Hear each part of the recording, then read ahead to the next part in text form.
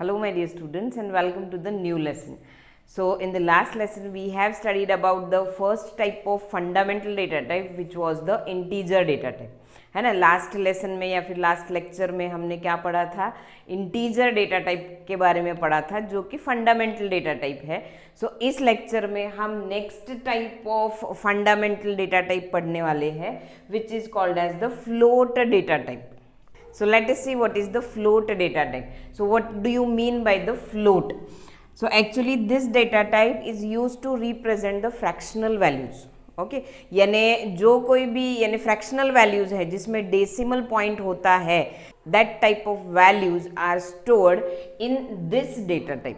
Okay यानी ये data type में हम कौन सी वैल्यू स्टोर करने वाले हैं जिसमें कोई भी नंबर में अगर डेसिमल पॉइंट होता है, so that will be treated as of float data type. जैसे कि for example suppose I want to store the value 3.141539 and so on. So this is the float data type. Okay this value is of float data type. Suppose I want to store 518349 and so on. So this is also the float data type. So even if I write 5.00 then it will be treated as a float data type. हम maths में अगर आप 5 लिखो या फिर 5.0 लिखो उसमें कुछ भी डिफरेंस नहीं होता है इन टर्म्स ऑफ मैथमेटिक्स. लेकिन अगर आप सी लैंग्वेज में 5 लिखते हो, सिंपली 5 लिखते हो, तो that will be of integer data type. And if you write 5.0 then it will be of float data type. Okay so accordingly उसके कैलकुलेशंस में भी थोड़ा सा डिफरेंस आता है. सो जो कि हम नेक्स्ट लेक्चर्स में पढ़ने वाले हैं. सो अभी के लिए क्या, कोई भी नंबर पॉइंट के बाद में अगर आप 0 भी लिखते हो then that will be treated as a float data type value. So actually this float data type is divided again into 3 types. That is, first one is float, then second double, and third one is the long double. The difference between all of them is about the size of the storage. Okay, store करने के लिए size में थोड़ा difference है. सो float data type अगर variable है या फिर फ्लोट टाइप ऑफ वैल्यू है तो उसको स्टोर करने के लिए 4 बाइट वैल्यू लगती है, यानी 4 बाइट स्टोरेज लगता है. डबल डेटा टाइप है तो उसको स्टोर करने के लिए 8 बाइट मेमोरी लगती है. और लॉन्ग डबल अगर डेटा टाइप है तो उसके लिए स्टोर करने के लिए वैल्यू कितनी मेमोरी लगती है, 10 बाइट्स मेमोरी लगती है. ठीक है, so this is about the all the 3 types of float data types. So लेकिन हम कौन सा यूज करेंगे, actually major difference between all of these is in terms of precision. यानी तीनों में जो डिफरेंस है, जो कि सबसे बड़ा डिफरेंस है, that is the precision. So what is actually mean by a precision. So precision आप उसको एक्यूरेसी भी बोल सकते हो मैथमेटिक्स के टर्म में, या फिर मैथमेटिक्स में भी प्रिसीजन भी बोला जाता है. सो प्रिसीजन और एक्यूरेसी. सो अब एक्यूरेसी का मतलब रियल वैल्यूज में या फिर फ्लोट वैल्यूज में एक्यूरेसी किस पे डिपेंड करती है, जितने नंबर ऑफ वैल्यूज आप पॉइंट के बाद में लिखते हो. यानी पॉइंट के बाद में जितने ज़्यादा नंबर आप लिखोगे that number will be more accurate, है ना. जैसे अगर सपोज कोई एक कैलकुलेशन है, suppose for example 7 divide by 3. Okay 7 divide by 3 का आंसर निकालना है तो 7 डिवाइड बाई 3 का आंसर आता है 2.3333 and so on. Okay so ऐसे 3 कभी ख़त्म नहीं होने वाला.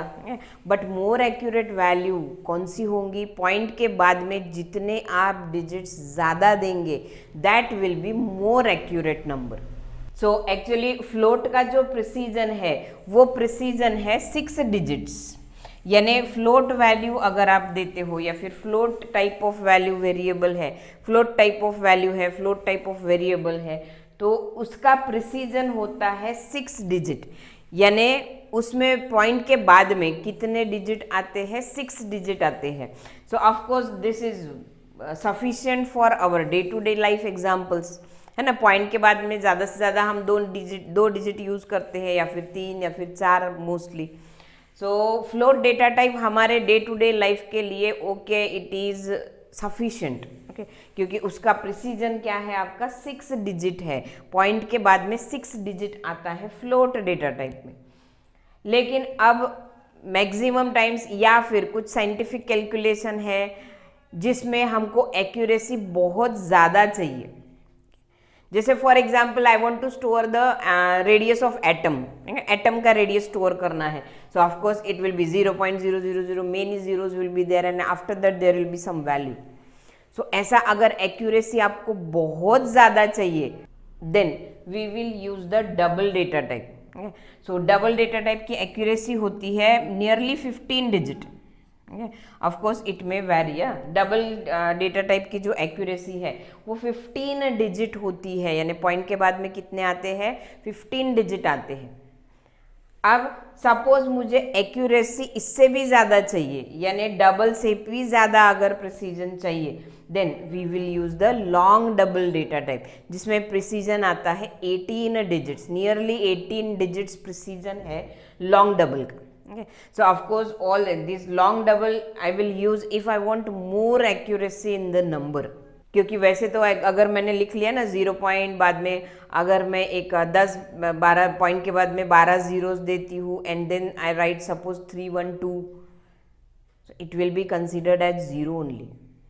लेकिन अगर आप long double data type use करते हो तो ही वो क्या करेगा, उसको यानी पॉइंट के बाद में उतने डिजिट्स लेगा। सो लॉन्ग डबल में पॉइंट के बाद में कितने डिजिट आते हैं, नियरली 18 डिजिट्स आते हैं। सो मोर अगर साइंटिफिक कैलकुलेशन है तो ही हम क्या यूज़ करेंगे, डबल या फिर लॉन्ग डबल यूज़ करेंगे। आपको सैटेलाइट लॉन्च करवाना है तो ऑफ कोर्स टाइम का जो प्रिसीजन है वो बहुत ज़्यादा चाहिए, 0 point number of zeros and then there will be something. So at that time, और अगर ऐसा कुछ भी जैसे मैंने बताया एटम का रेडियस स्टोर करना है, सो ऐसा कुछ भी कैलकुलेशन जिसमें एक्यूरेसी बहुत ज़्यादा चाहिए, तभी हम यूज़ करेंगे double and the long double data type. Otherwise this float is sufficient for our normal day to day life calculations. क्योंकि कॉस्ट भी अगर है तो हम पॉइंट के बाद में 2 डिजिट लेते हैं, या फिर कोई भी मैक्सिमम कैलकुलेशंस में हमेशा हमारे 6 डिजिट भी हमारे कैलकुलेशंस के लिए सफिशिएंट है। ओके, सो तीनों में से अब फ्लोट वैल्यू या फिर रियल वैल्यू स्टोर करने के लिए मेरे पास 3 डेटा टाइप है। अब इसमें से कौन सा यूज़ करना है, it depends on your application. आपको प्रोग्राम किसके लिए बनाना है, अकॉर्डिंगली हम क्या करेंगे, आइदर फ्लोट यूज़ करेंगे, डबल यूज़ करेंगे या फिर लॉन्ग डबल यूज़ करेंगे। प्रिसीजन कम चाहिए तो फ्लोट, उससे ज़्यादा चाहिए तो डबल, और उससे भी ज़्यादा प्रिसीजन चाहिए then I will use the long double data type. Okay, float के लिए 4 बाइट लगते हैं, डबल वैल्यू स्टोर करने के लिए 8 बाइट, और लॉन्ग डबल वैल्यू स्टोर करने के लिए कितने, 10 बाइट्स लगते हैं। सो this is all about the float data type. So let us see about the next type of fundamental data type, which is the char data type. Okay, इसके पहले हमने int देखा है, integer data type, then float data type, and last type of fundamental data type is the char data type. Okay, so let us see what is mean by this char data type. So actually char for character. So in this data type we will store the character type of value. Okay, so जैसे आप, लेकिन इसमें कैर में सिर्फ एक ही character आप store कर सकते हो, not more than 2 characters. Okay, char data type में क्या हो सकता है, सिर्फ सिंगल कैरेक्टर स्टोर हो सकता है, उससे ज़्यादा नहीं। And this char data type is again divided into 2 types, which is the signed char and unsigned char. Signed char and second type is unsigned char.